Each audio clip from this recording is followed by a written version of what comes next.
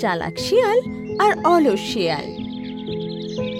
একটা জঙ্গলে শিয়াল তার স্বামী শিয়ালের সাথে থাকত।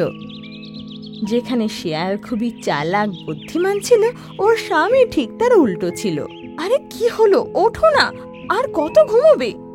অনেক ধাক্কাধাক্কির পরেও ও এক ফোঁটা ঘুম থেকে ওঠে না। আরে আমাদের তো খাবার খুঁজতে যেতে হবে, উঠছো না কেন? আরে কি বলছো তুমি? ও উঠতেই হাঁপাতে লাগে। আমার বিশ্রামের খুব প্রয়োজন। দেখো কত ক্লান্ত হয়ে গেছি, নিঃশ্বাস নিতে পারছি না। আরে তুমি তো অনেক ঘন্টা ধরে ঘুমিয়ে রয়েছো, তাহলে কেন হাঁপাচ্ছ? হ্যাঁ ঘুমোচ্ছিলাম তো, কিন্তু যে স্বপ্ন আমি দেখছিলাম তাতে আমি 2 ঘন্টা ধরে শুধু দৌড়চ্ছিলাম। হ্যাঁ, এটা বলে ও আবার চোখ বন্ধ করে ঘুমিয়ে পড়ে, আর শিয়াল একলা একলা শিকারে বেরিয়ে পড়ে।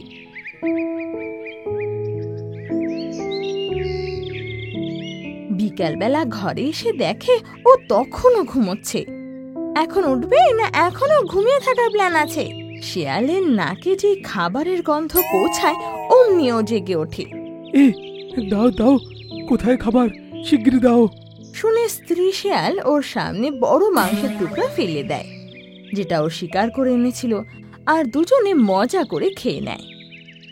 বাহ, কি সুস্বাদু মাংস, মজা এসে গেল। খাবার শেষ করতে স্ত্রী শিয়াল বলে, চলো এবার একটু হেঁটে আসো, সেই সকাল থেকে ঘুমোচ্ছ। আরে তুমি কি দেখলে না কতগুলো মাংস খেলাম? এটা খেতে কত পরিশ্রম লাগলো, তাই ক্লান্ত হয়ে গেছি। এবার আমি একটু ঘুমাবো। এটা বলে ও আবার ঘুমিয়ে পড়ে। হে ভগবান, কিরকম স্বামী পেলাম, সারাদিন শুয়ে শুয়ে অলসে কাটালো। আমার তো কপালটাই খারাপ। পরের দিন সকালে যখন দুজনে ঘুমোচ্ছিল, তখন বাঁদর বাবা ওখানে আসে।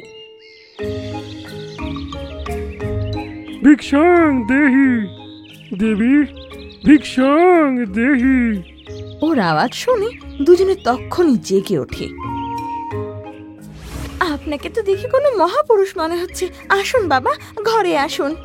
শিয়াল তখন বাবাকে ঘরে ডাকে আর তাকে বসিয়ে বলে, বাবা আপনি এখানেই বসুন, আমি খাবারের ব্যবস্থা করছি। এটা বলে শিয়াল ওখান থেকে চলে যায়। ওদিকে স্বামী শিয়াল বাঁদর বাবার সাথে গল্প করতে লাগে। কিছুক্ষণ পর স্ত্রী শিয়াল কলা, আপেল আর বেদানা নিয়ে আসে। এই না বাঁদর বাবা, আশা করি আপনার ভালো লাগবে। নিশ্চয়ই বাবা, অবশ্যই আমি খাবো। এটা বলে বাঁদর বাবা ফল খেতে লাগে। ওদিকে স্বামী শিয়াল লোভী নজরে দেখতে লাগে। যখন ওর খাওয়া শেষ হয়ে যায়, তখন দাঁড়িয়ে বলে, খুব সুস্বাদু খাবার ছিল। নিজের প্রার্থনায় আমি তোমাদেরকে মনে করব।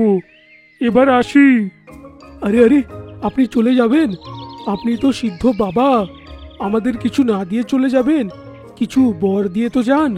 ঠিক আছে, বলো কি বরদান চাও? আমি এইটা চাই যে আমি যেন সারা জীবন বসে বসেই খাই, আর কোনো কাজ যেন না করতে হয়, খাবারের অভাবও যেন না হয়। ঠিক আছে বাবা, তোমাকে আমি বরদান দিচ্ছি।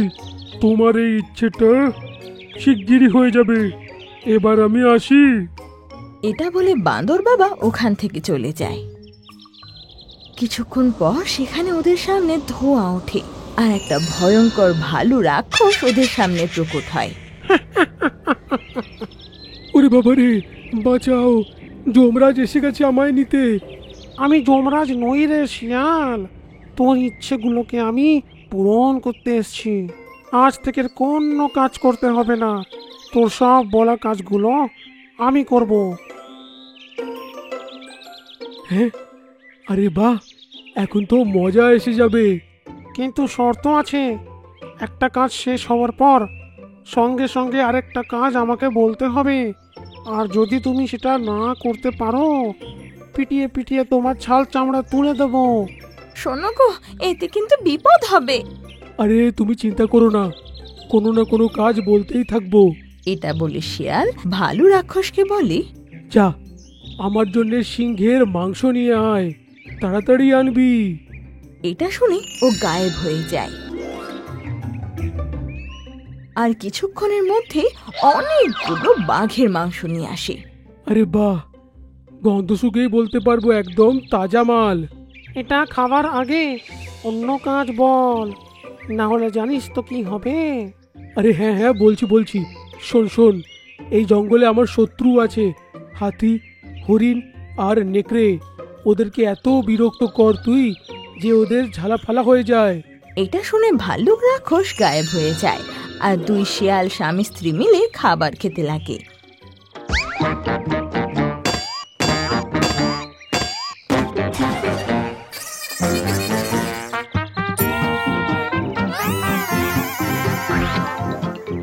এতক্ষণে ওরা অর্ধেক মাংসই খেয়েছিল, ততক্ষণে ভাল্লুক রাক্ষস এসে যায়।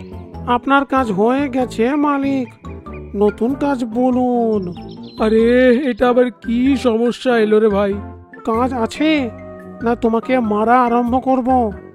আরে না না, আমার কাছে কাজ আছে, অনেক কাজ আছে, শোনো। এখন শিয়াল ওকে আজে বাজে কাজ দিতে লাগে। ওকে গিয়ে পুরো জঙ্গল পরিষ্কার করায়, আর যে গাছগুলো রাস্তায় বাধা হচ্ছিল সেগুলোকে কাটিয়ে দেয়। পুকুরটাও পরিষ্কার করিয়ে নেয়, তারপর আরো আজে বাজে কাজ করিয়ে নেয়। এ আমি নিজের ঘরে কি যে সমস্যাটা নিলাম রে। আমি ওকে গুহা পরিষ্কার করার জন্য পাঠিয়েছি, এক্ষুনি চলে আসবে ও। এরপরে আমি ওকে কি কাজ দেব? এরপর তো আমি ওর কাছে শিওর মার খাবো। যতক্ষণ না কোনো কাজ না দেবো ওকে, ও তো মারতেই থাকবে। এই সব তোমার অলসতার কারণে হয়েছে। বেচারা বান্দর বাবা শুধু খাবার খেতে এসেছিল এখানে, আর তুমি জোর করে তার কাছ থেকে আশীর্বাদ চাইলে। আমি নিজের ভুলটা বুঝতে পেরে গেছি গো। এবার ও আমাকে মারবে, যতক্ষণ না আমি মরে যাব ও আমাকে মারবেই। আগে আমাকে কথা দাও যে এরপর থেকে তুমি কখনো অলসতা করবে না, সবসময় পরিশ্রম করে খাবার জোগাড় করবে, আর শুধু রাত্রে ঘুমাবে। হ্যাঁ আমি তোমাকে কথা দিচ্ছি, কিন্তু এখন আর কি লাভ? ও তো আসার পরেই আমাকে মেরে ফেলবে। এইসব কথা দেওয়ার কোনো লাভ তো হলো না। তার চিন্তা তুমি করো না, আজকে কাজ ওকে আমি দেব। কিছুক্ষণ পরই ভালু রাক্ষস সেখানে এসে উপস্থিত হয়। আমি গুহা পরিষ্কার করে দিয়েছি, এবার বলুন এরপরে কি কাজ করব? আজকে তোমাকে কাজ আমি বলবো, মন দিয়ে শোনো। আমাদের জঙ্গলের ভেতর দিয়ে যে নদী বয়ে যাচ্ছে তার ভেতরকার সব মাছ তোমাকে গুনে বলতে হবে। ওরে বাবারে, মাছ গুনতে হবে? হ্যাঁ, তাড়াতাড়ি যাও আর গুনে বলো, গোনায় যেন কোনো ভুল না থাকে। ঠিক আছে যাচ্ছে। এটা বলে ভালু রাক্ষস গায়েব হয়ে যায়। তোমার কি এটা মনে হয় এই কাজটা ও পারবে না? হতেই পারে না। ভালু রাক্ষস নদীতে নেমে মাছ গোনার কাজ শুরু করে দেয়। মাছ তো এদিক থেকে ওদিক পালাচ্ছে, আর অনেক মাছ তো একরকম দেখতে। আরে এটা তো খুবই শক্ত কাজ, কিন্তু কি করব, করতে তো হবেই। এটা বলে ও মাছ গোনার সেই অসম্ভব কাজ চালিয়ে যায়। এদিকে শেয়ালও অলস করা ছেড়ে দেয় আর কাজ শুরু করে দেয়, আর রোজ শিকারে যেতে লাগে। ওদিকে ভালু রাক্ষস আজও নদীতে মাছ গোনার কাজ চালিয়ে যায়, কিন্তু এখনো গুনে উঠতে পারেনি।